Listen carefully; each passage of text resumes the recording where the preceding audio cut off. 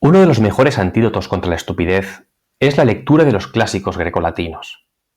Lo ilustra a la perfección una anécdota o suceso curioso que viví en la universidad, en los años en que estudiaba mi primera carrera, Humanidades.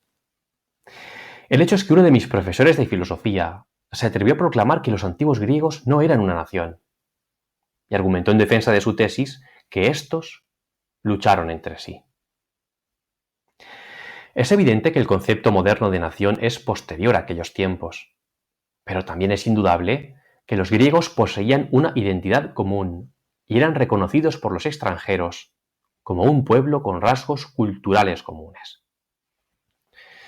Por otro lado, sostener que los griegos no eran una nación con la excusa de que se hacían la guerra mutuamente es un pretexto ridículo. ¿Qué son, pues, las guerras civiles? De modo que si mi antiguo profesor hubiera leído menos escritos marxistas y más textos clásicos, como por ejemplo los persas de Esquilo, no se hubiera atrevido a desmentir la afinidad sustantiva que compartían todos los griegos y que reconocía, sin ir más lejos, el más formidable de sus rivales, el temido rey persa Jerjes el Grande. Es importante hacer notar de entrada que este tipo de obras solían ser representadas en los escenarios durante las fiestas en honor a Dioniso, desempeñando una función pedagógica dirigida a los ciudadanos de Atenas. En el caso de los persas, a Esquilo le inquieta el tema del buen o mal gobierno, que lo hace depender del respeto de éste por las tradiciones religiosas.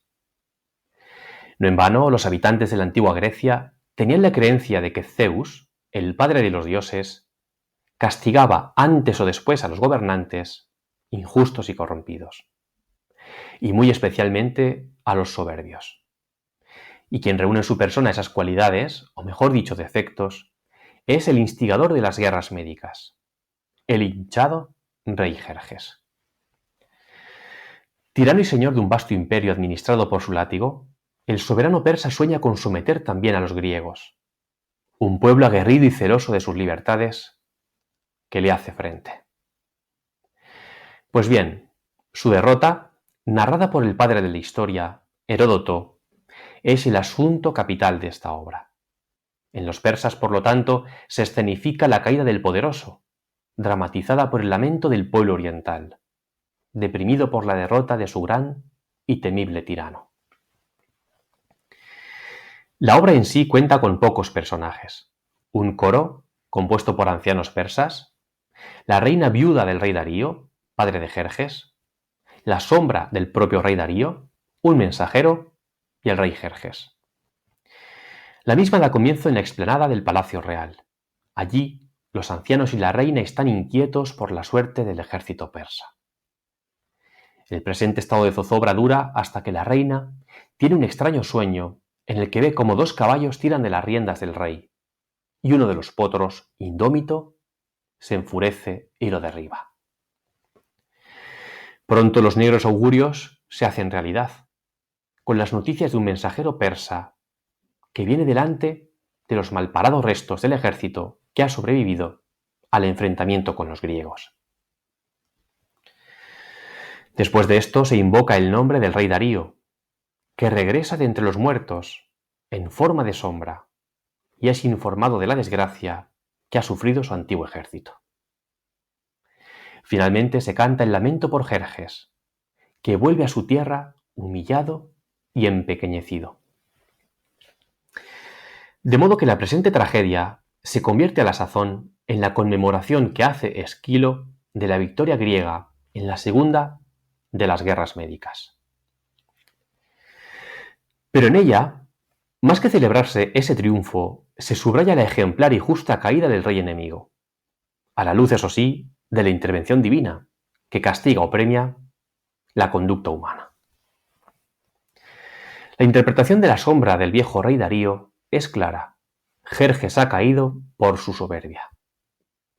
Al menos Jerjes reconoce que los dioses han intervenido en su desgracia, diciendo: ¿de qué cruel modo atacó la deidad a la raza persa? Y es que el concepto de ibris es central en el pensamiento griego. el déspota persa ha sido abatido por abusar de su poder y por su arrogancia. En definitiva, Darío resume el fondo moral de la obra, la lección que aprovecha a toda la polis, de la siguiente manera: cuando se es mortal, no hay que abrigar pensamientos más allá de la propia medida. Dicho esto, ¿eran los griegos un pueblo con una identidad común? Al hilo de la cuestión con la que introducíamos esta crítica, nos volvemos a preguntar ahora si los griegos de la antigüedad eran una nación, es decir, una colectividad con un conjunto de rasgos que la diferenciaba de los demás pueblos. Y no hay duda al respecto, pues si bien no todos los griegos eran regidos por un único gobierno y pertenecían a diferentes ciudades independientes, hablaban un mismo idioma, compartían tradiciones y mitos comunes e idéntico panteón. En el campo artístico, la unidad también es innegable, aunque presente, como es natural, diferentes estilos, los famosos dórico, jónico y corintio. El acceso a la realidad por la vía exclusiva del intelecto es un método de razonamiento propio del genio griego, estrechamente relacionado, por cierto, con el carácter fonético del lenguaje, que favorece el manejo de conceptos abstractos. Y la literatura, como se ha dicho, es compartida por todos ellos. En estas narraciones todos se reconocen y afirman su superioridad frente a lo bárbaro. Escriben para sí mismos y los extranjeros los reconocen como un pueblo bien diferenciado de los otros pueblos. Pero hay, por encima de todo esto, un aspecto cultural que resulta definitivo para probar la condición y el carácter peculiar de los antiguos habitantes de la Hélade. Estas son las festividades deportivas y religiosas.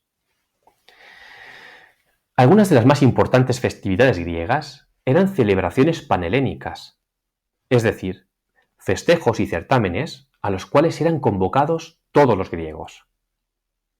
Pues bien, al menos uno de estos espectáculos era celebrado una vez al año. Para entonces, los belicosos griegos, que a menudo reñían entre sí, se avenían a un cese de las hostilidades con el fin de poder participar en los grandes concursos panhelénicos. Los Juegos Olímpicos eran los certámenes atléticos más populares y se celebraban cada 4 años en la ciudad de Olimpia. Pero no eran los únicos. Existían también los Juegos Píticos, celebrados en Delfos, los Juegos Ístmicos, en Corinto, y los Juegos Nemeos, en Nemea, cerquita de Argos. Y como es lógico, estos juegos se alternaban para no coincidir entre ellos. De esta manera, los griegos se reunían al menos en una gran fiesta anual. Ahora bien, a los concursos únicamente podían participar ciudadanos griegos. No era posible, por tanto, que un extranjero se midiera en un certamen con un griego. De hecho, los macedonios, ubicados al norte del corazón de la Hélade, fueron considerados forasteros por sus compatriotas de Atenas, Tebas y Esparta. Y el mismísimo Alejandro Magno fue tenido por bárbaro entre algunos de ellos. Aunque al parecer resultó en alguna ocasión campeón, y su padre, el rey Filipo II, consta en los listados históricos como vencedor en 3 Olimpiadas consecutivas. Como colofón a lo dicho, es disparatado mantener que los griegos de la antigüedad no constituían una comunidad étnica, lingüística y religiosa inconfundible y propia. Desde luego, si se leyese a Homero o en su defecto a los grandes dramaturgos griegos, como Esquilo, Sófocles y Eurípides, se estaría educando no solo el gusto estético, sino el temor o respeto a los dioses, el sentido moral y el más básico de todos los sentidos, el sentido común.